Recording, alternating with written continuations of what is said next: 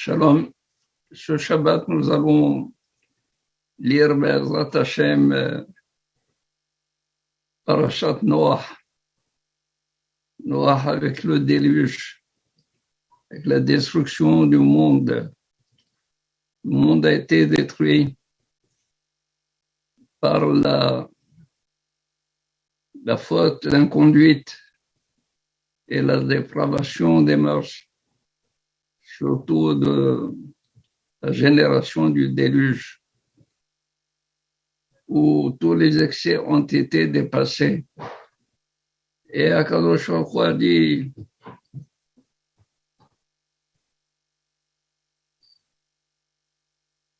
voici que l'homme a corrompu la terre. Et du fait qu'il a corrompu la terre, en quelque sorte, il a détruit les bases, les fondations sur lesquelles le monde était construit, créé. Alors il a dit, ça ne peut pas continuer comme ça.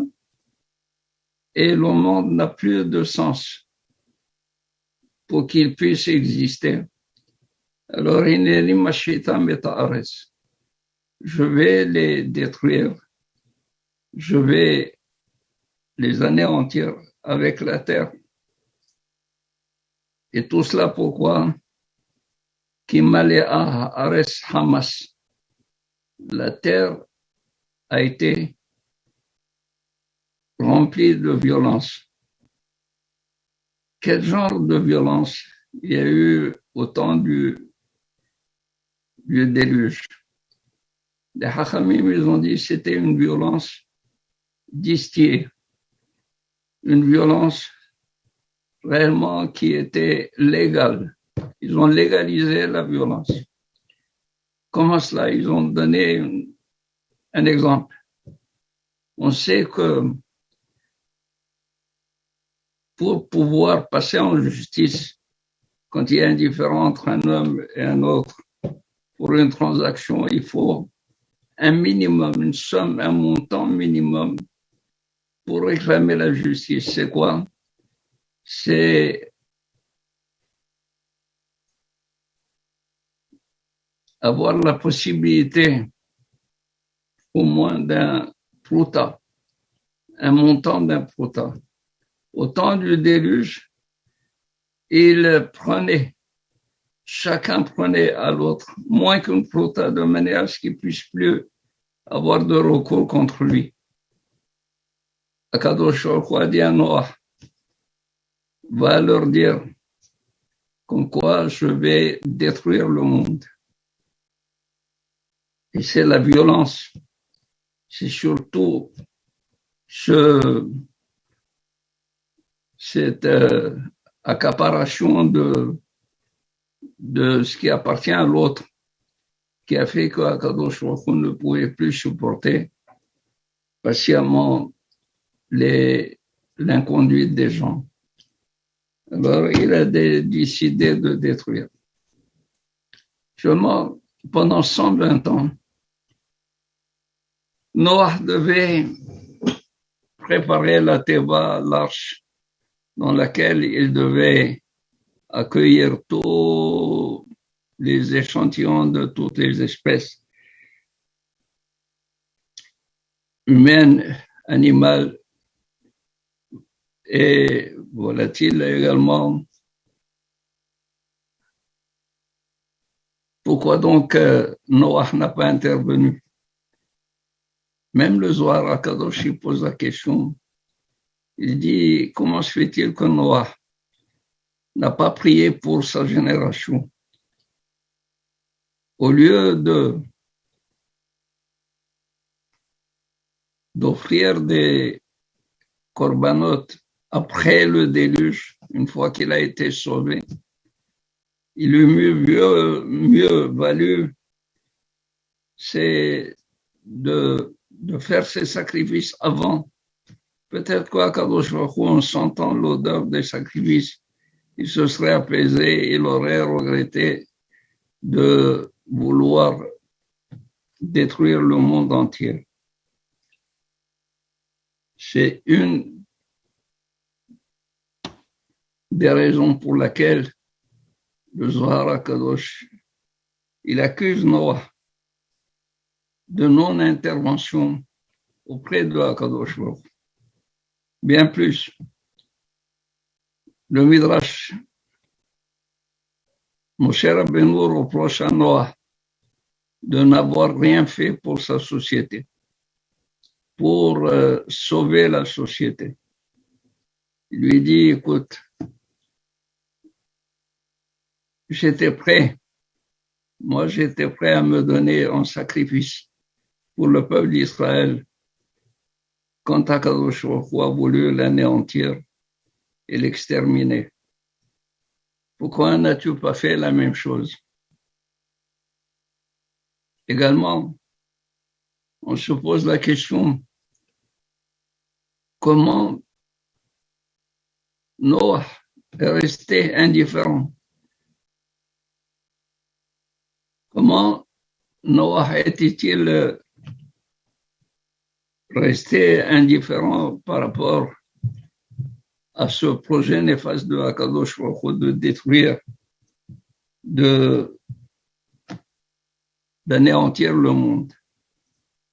Eh bien, Noah, lui, il s'est dit une chose. Pendant 120 ans, j'ai préparé l'arche.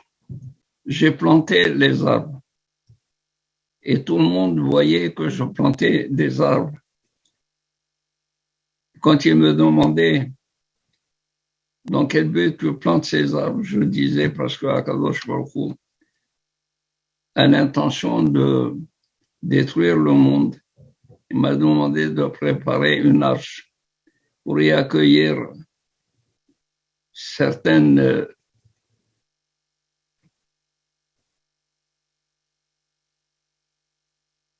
couples de manière à donner le projet de la création. Eh bien, toutes ces personnes qui étaient averties par Noah, non seulement qu'elles ne faisaient pas attention, mais elles se moquaient de Noah et lui disaient que si jamais il y a un déluge qui devait anéantir quelqu'un, ce serait et Noah et sa famille. Donc Noah, il a fait son possible de reprocher à tous ces semblables leur mauvaise conduite.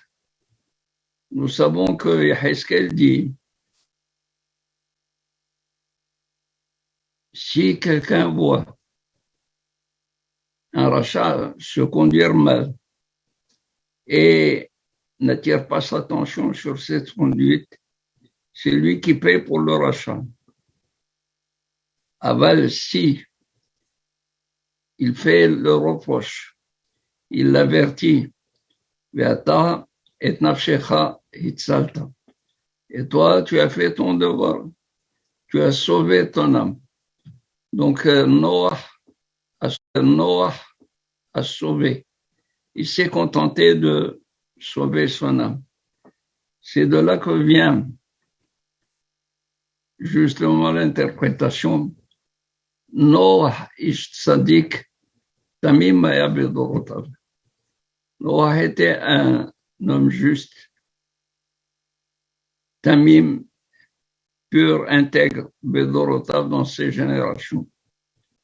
Et là, Rav Shmuel, l'un qui interprète en bien et l'autre qui interprète en mal. Quel est le bien? Même s'il avait été au temps d'Abraham Avinu, il aurait été plus tzaddik encore. Tamim haya bedorotav. Si du fait qu'il était dans une génération de Rechaim, d'impies, de méchants, et il s'est maintenu comme tzaddik et tamim, un tzaddik, un juste et un intègre, à plus forte raison, il serait encore plus tzaddik et plus intègre dans une société de tzadikim. Et l'autre qui dit non, c'est seulement par rapport à sa génération qui était tzadik. Mais s'il avait été dans une génération comme celle d'Abraham Avinu, il aurait été insignifiant, il aurait été moins tzaddik. Donc c'est proportionnel aux tzadikim de l'entourage. Ceci étant, on a vu que dans la même paracha, il y a la tour de Babel et Akadosh Baruch Hu n'a pas pris autant de rigueur vis-à-vis de Dora Palaga, de cette génération qui s'est révoltée contre Akadosh Baruch Hu, de la division, comme il l'a fait pour la génération du déluge. Et on se pose la question pourquoi. Dans Dora Palaga, quand ils ont construit la tour de Babel, c'était dans l'intention de se révolter contre Akadosh Baruch Hu. Et ici, il n'y a pas de révolte contre Akadosh Baruch Hu. Il y a eu de la violence. C'est entre eux. Bien justement, c'est ça le plus grave. Dans Dora Palaga, ils ont porté atteinte à Akadosh Baruch Hu.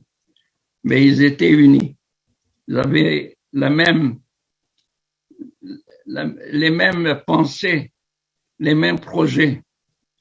Du fait qu'ils étaient unis à Akadosh Baruch Hu, a dit, il y a une chance pour que le monde tienne.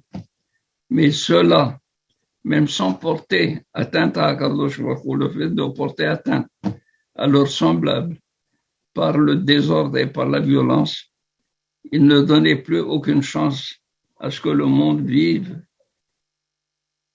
et tienne sur des fondations importantes. Et voilà pourquoi, dans la génération du déluge, il a préféré tout exterminer. Dans la génération d'Ora Palaga, il a préféré seulement les disperser. De là, on comprend combien il est plus grave de porter atteinte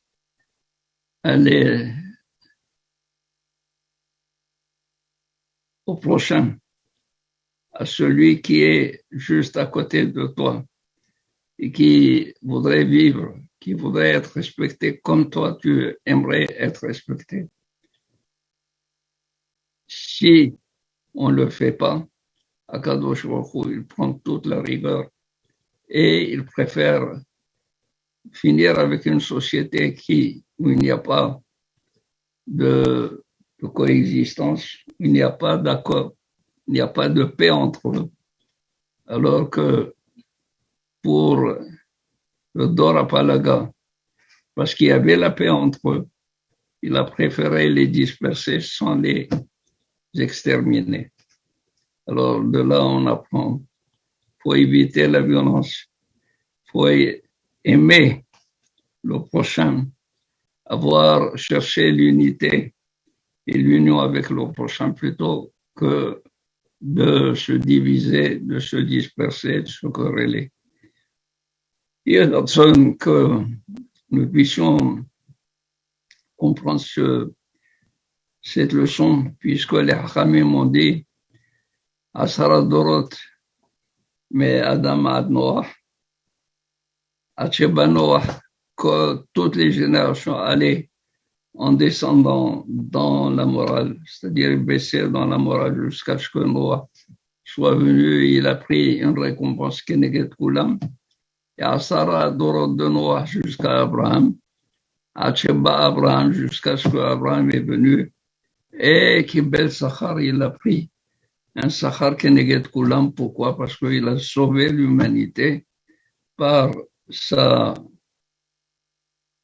bienveillance, par sa bienfaisance et par le fait qu'il donnait beaucoup d'attention à l'entourage et aux amis. Shabbat Shalom, Mevorach à tous.